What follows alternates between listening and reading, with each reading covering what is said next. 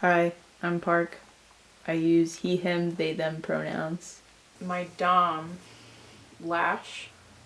These boots were bought for me by him, and he has a pair of the same boots. It's the first lesson of discipline that I learned in my oyster relationship with him. Everything that I've learned to do is taught from me from Lash, and it's what he was taught to do by the military. Boot blacking relates to my experience as a trans person because it's so affirming of my masculinity. That's not to say that feminine people can't do boot blacking. The fact that I, as a person who does not subscribe to the gender that I was assigned with, the fact that I am in a relationship with a sir, we have a sir-boy relationship, and I'm doing the practices of what is traditionally cis-gay men, is very, very affirming of my feelings of my gender. It's very affirming of how my sir sees me.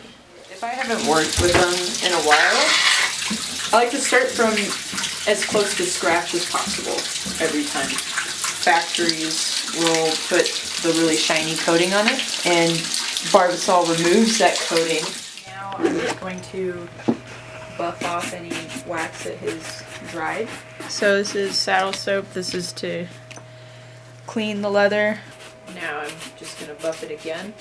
I'm going to now I'm going to actually put wax on the boot. After the wax, the coating dries a little. You go through, and a lot lighter than what I was doing before, you start to brush off the layers that have the layer that has dried. I will put wax on and buff it off as many times as necessary to make the leather look like healthy skin. I melt the wax, I heat it with the lighter and melt it. Then I can grab it while it's hot, and it's a lot easier to spread. You can do what everybody sort of understands as the spit shine, but you do it with cold water. So my relationship with Lash is to learn how to